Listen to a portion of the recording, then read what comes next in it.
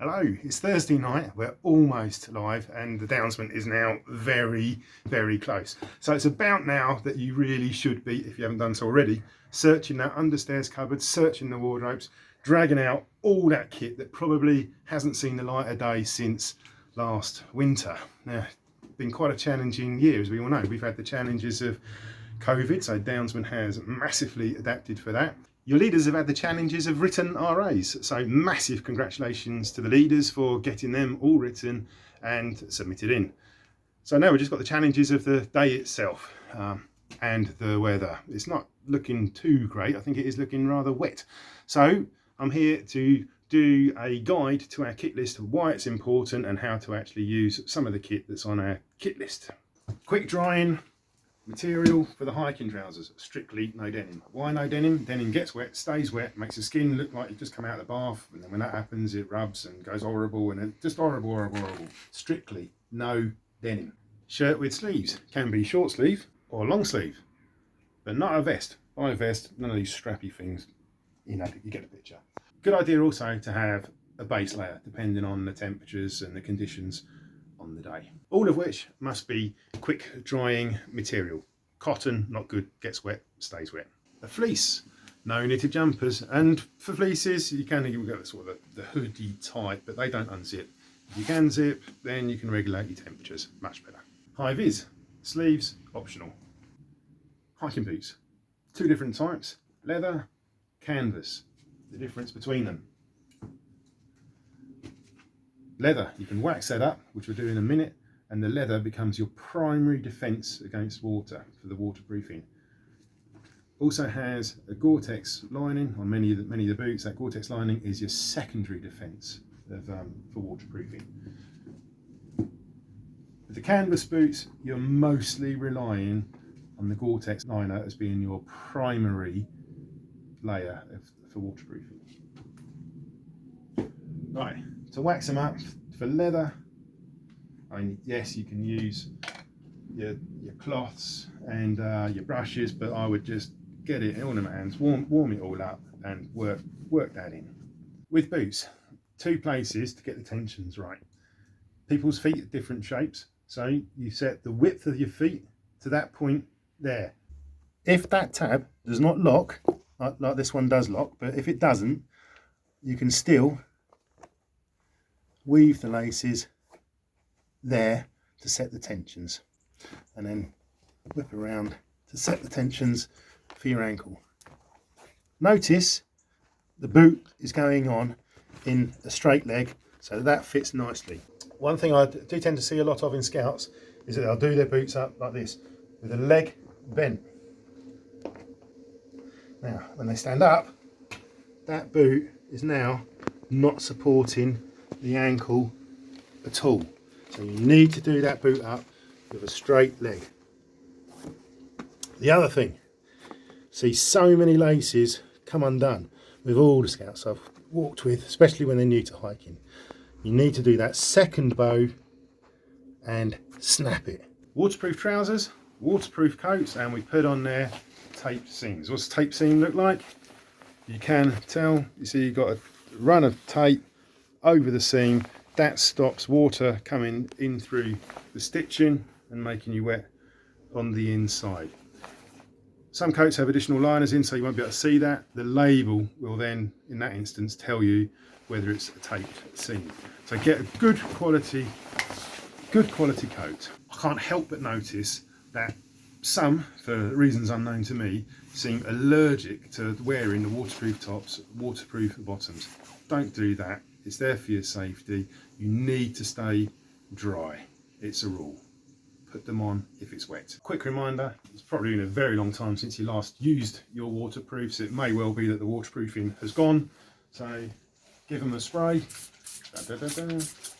Or throw them quickly in the washing machine with the washing waterproofy stuff. You can see on the labels you should be looking for beading. When the water is on there, it should literally bead up and run straight off.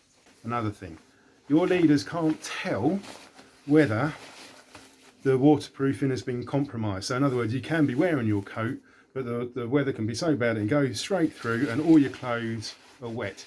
If you're a scout and that happens, please tell your leader that you are soaking wet on the inside. It's very important to feed that information back to them so that they can now get you warm. And remember, you do have some dry clothing as well that you can change into. Thermal gloves, hat,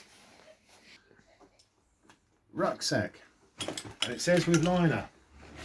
You can use rubble sacks, anything that's going to keep them dry. I only put the stuff I want kept dry into the liner. So I've got a base layer, the spare fleece that you have to have, my hat and my gloves, which I want them kept dry. So they'll go in the liner. I'll keep that wrapped up, nice and dry, and that will go into the rucksack. Why do I do it that way? It might be because if I'm taking my wet coat off and then I want to put the wet coat into the rucksack, everything in here will stay dry. It won't get wet from the wet coat. Drinks bottle and a flask. You need that flask to warm up. Bivy bag. Preferably use it somewhere where you're sheltered from the elements. Also remember, you might have one person that desperately needs it and they've got to go in, but the rest of the team will have stopped hiking and they could have been perfectly fit and healthy when they stopped hiking, but now they're standing around because there's a casualty that needs to get warm in this bivy bag. You equally need to look after the rest of the team. So the rest of the team look after yourselves as well as the casualty. And if it's getting to this stage, you really got to be phoning it in. Phone your leaders, or it may even be a 999. Whistles. 6 short, sharp blasts, repeated every minute if you are in trouble. Your rescuers, when they hear your 6 short, sharp blasts, they will respond by blowing their whistle 3 times, short, sharp blasts every minute. Keep that communication going until you have line of sight of each other. Compass. This is not, I don't find this the best place to put it. I've got limited range of its usefulness, and in the wind blows around. So what I do, pop it through the belt loop. This is the lanyard, the red lead bit.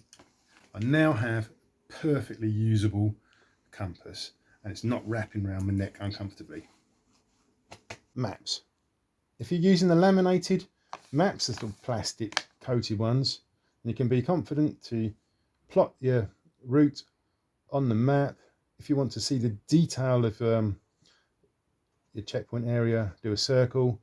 If you're not fussed, you know the area, you can do a cross. And when you finish hiking, remember to clean your map as quick as you can. Nail polish remover with the nail polish pad things, and you just wipe off the Sharpie ink, and it's as good as new. If you're using a paper map, which I don't really recommend on a wet day, if you're using paper map, you would mark your route in pencil and rub it out at the end. Right, time's getting on, so let's zip through the last of the list. Fully charged battery packs, self-explanatory. Emergency food, very tasty at the end of the hike if you haven't had to use it beforehand. Phones to support tracking requirements. We want separate phones because using the GPS on the tracking requirements uses a lot more battery, so you don't want a flat battery, a flat phone when it comes to making that emergency call. Phone to enable the emergency contact. So not to be used for tracking. Just said that. Bags to keep the phone dry. The other thing with phones, make sure that the ringer is turned so loud it'll blow your eardrums off. All of scouts and explorers, they seem to have their phones set to silent by default. So check that before the hike. Turn that ringer volume right up and put it somewhere in the bag that can be heard when called. Bootlace for tally card. It's the Downsman. You're not going to get a tally card, but you still got to take the bootlace. First aid, all on there listed, and remember to add your PPE as mandated for the COVID rules. Finally, it doesn't appear on the kit list, but it does appear in our rules. Wear your necker. We need that so the public can see that you are scouts, and they're not going to approach you saying, why is there so many of you together in this day and age of COVID? They'll see it is obviously a scouting event. Right, stay safe. If safety is compromised, don't worry about completing the event. Prioritise safety. Get yourselves off the hill. At the start of the hike, remember to post to this Facebook page say that your team has started. At the end of it, screenshot your data. I need a screenshot of the route that you've walked. We need the distance, we need the elevation gains, and we need the time taken. So whatever tracking app you're using, pretty much most of them store that data. Screenshot it, post it up. I also need a message on here to say that you're safely leaving the event. Your leaders have a phone number in case there's any issues with the posting to the Facebook page, or we don't want to post to the Facebook page. You can contact Downsman Control on a number that has been given to your leaders. But please remember, sign into the event, sign out of the event, and provide us with all of your data. Event of minor injury or incident, then leaders, please manage that yourselves. In the event of major injury or emergency, then leaders, please follow the purple card procedure. All being well, have yourselves a fantastic hike. I think that's about it from me. We'll be in touch with you all at the end of the event. Got to give out those medals somehow. Have yourselves a great hike.